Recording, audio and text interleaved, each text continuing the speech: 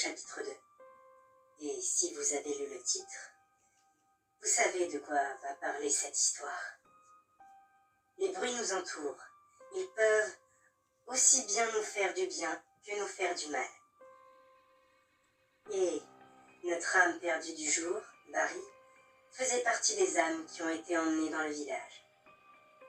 Non pas à cause de la peur, mais de la haine. Le jeune homme souffrait d'hypersensibilité auditive, ce qui fait qu'il avait une tolérance plus basse aux bruits environnants et d'autres bruits plus spécifiques. Ce qui pouvait même lui procurer des gênes ou des douleurs dans certains cas. Mais ce n'était pas tout. Il avait tendance à facilement perdre patience et se mettre en colère de fait, si un bruit le dérangeait trop et lui causait des douleurs trop longtemps. Il pouvait même devenir violent. C'est d'ailleurs ce qui l'a fait atterrir ici, quand il s'en est pris à des enfants qui faisaient trop de bruit non loin de lui. C'était l'acte de trop. Et cet amalgame de sentiments négatifs a permis au village de le trouver et d'attendre le bon moment pour capturer son âme durant son sommeil. Je ne pourrais pas vous donner plus de détails sur les critères que le village a pour choisir le moment idéal pour enlever les gens, car je n'interviens qu'à partir du moment où l'âme a déjà été enlevée. Mais au moins, je peux vous raconter ce que je lui ai fait subir en guise de punition. Et donc, c'est dans une forêt enveloppée d'un épais brouillard que le jeune homme se réveilla. Je pense aussi ne pas avoir à rappeler à partir de maintenant qu'ils n'ont plus de souvenirs et que le prisonnier pénétrait dans leurs esprits pour partager leurs sensations, etc. De fait, après ce que je viens de dire, Barry commença à observer l'environnement dans lequel il était. C'était une forêt, dont on ne voyait pas le fond tellement le brouillard était épais. Il ne pouvait voir que quelques mètres autour de lui.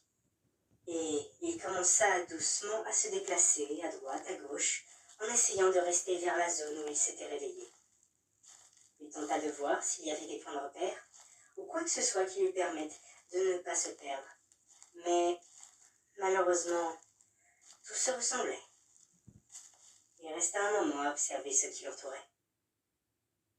Nombreuses étaient les âmes qui, si elles n'avaient pas de raison de se déplacer, restaient à l'endroit où elles s'étaient réveillées, pour ne pas se perdre ou par peur de ce qui pouvait leur arriver si elles se déplaçaient. L'inconnu est toujours plus intimidant que de rester dans sa zone de confort. Et par conséquent, quand je ne modifiais pas leurs souvenirs de sorte à ce qu'ils sachent ce qu'ils devaient faire, je devais leur donner une raison de bouger. Et dans ce cas-là, je décida d'essayer d'attirer son attention.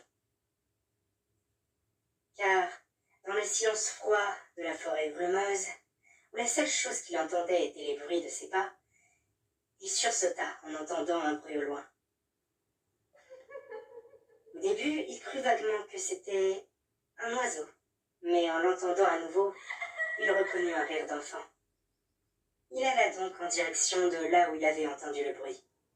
Et au bout d'un moment, un autre rire, accompagné d'une silhouette qui passa rapidement au loin dans le brouillard. La silhouette semblait de petite taille, ce qui le conforta dans le fait que ça devait être un enfant. Mais qu'est-ce qu'un enfant faisait-il tout seul dans cet endroit, se demandait-il.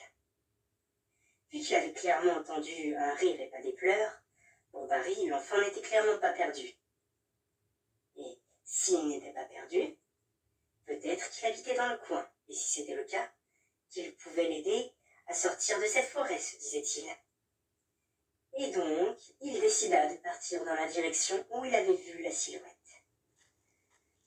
Je le laissa un moment à errer dans la brume, à l'affût du moindre son, ce qui le fit réaliser d'ailleurs qu'à part les bruits de pas et les rires d'enfants de tout à l'heure, pas un son n'était produit à l'intérieur de la forêt. Aucun bruit de ruisseau, d'origine animale ou autre, ne se faisait entendre. Juste un silence troublant. Même sans souvenir, il sentait au fond de lui qu'il n'était pas habitué à un tel silence. Et il commença à avoir l'impression d'être dans un labyrinthe, avec tous les arbres qui se ressemblaient. Et aucun rocher, aucune souche ou plante, ou même racine, pour discerner la moindre différence. Aussi, il commençait à ressentir de la frustration, due au fait qu'il n'avait toujours pas retrouvé l'enfant, ce qui le rapprochait de plus en plus du point de rupture, avant qu'il perde patience. Pour y parvenir, il suffisait d'un rien. Donc, les rires recommencèrent à se faire entendre un peu plus loin de Barry, ce qui, dans le silence total qui régnait alors, eut alors pour effet de faire sursauter brusquement le jeune homme. Mais il ne prit même pas le temps de réfléchir avant de se précipiter vers l'origine de ces bruits, qui, en s'approchant, commençaient petit à petit à s'entendre tout autour de lui. À droite, à gauche, devant, derrière, les ricanements semblaient venir de toutes les directions, voire même de se dédoubler, ce qui donnait le tournis à Barry et commençait à lui donner mal au crâne. Et en regardant autour de lui, il aperçut quelque chose dans la brume. La silhouette. Mais elle semblait rapide, trop rapide même. Comment faisait-elle pour bouger aussi vite? Puis, il finit par voir 2 silhouettes passer simultanément sur un de ses côtés, et encore d'un autre. Ils étaient donc plusieurs, et le fait qu'il tournait autour de lui donnait l'impression qu'il s'amusait à le tourmenter, ce qui lui fit finalement perdre patience, lui faisant crier après les enfants. Ça vous amuse? Attendez un peu que je vous attrape, et vous allez me rigoler! D'un coup, les silhouettes disparurent, et le silence revint. Puis, un clignement d'œil. Elles entouraient désormais Barry. Elles étaient au moins une dizaine, et il était difficile de les discerner à cause du brouillard. Barry était donc au centre du cercle, formé par les ombres dans la brume. À observer les dites ombres, en attendant qu'elles disent ou fassent quelque chose. Mais quelques minutes passèrent, où les enfants restaient totalement immobiles, à fixer le jeune homme qui commençait à nouveau à perdre de plus en plus patience. Puis, à nouveau, les ricanements recommencèrent, ces ricanements qui avaient fini par lui sortir par les oreilles, et qui semblaient bien plus forts que tout à l'heure. C'en était trop. Et il comptait bien leur montrer qu'il ne fallait pas jouer avec ses nerfs.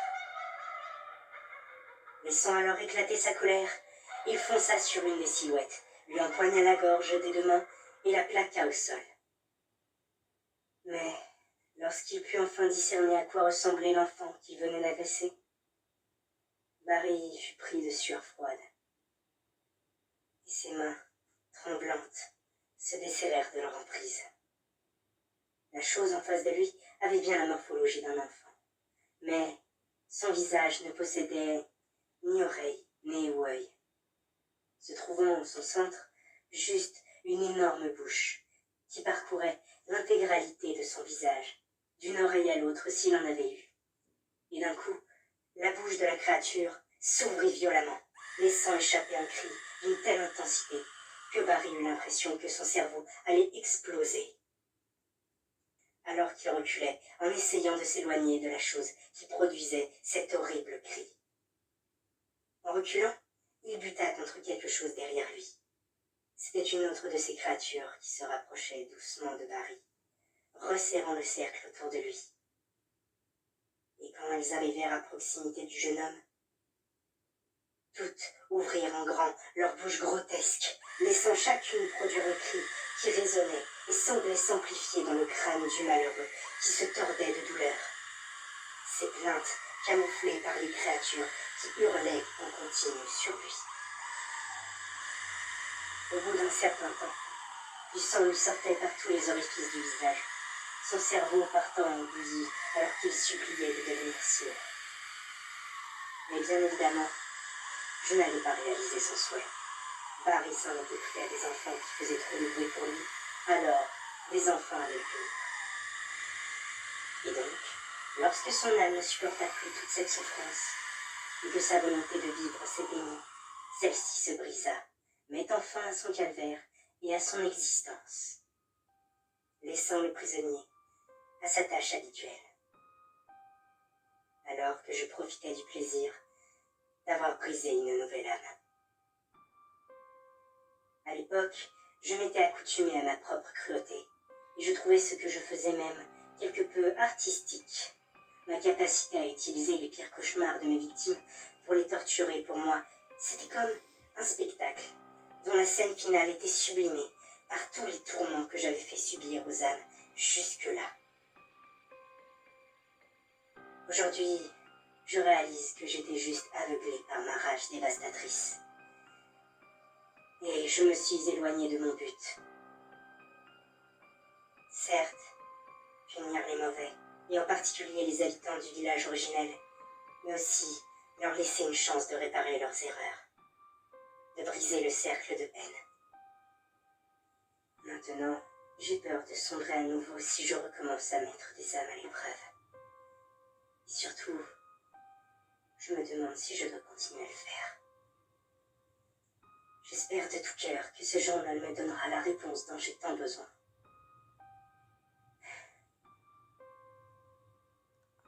Maintenant, passons au chapitre suivant. C'est tout ce que je peux encore faire actuellement.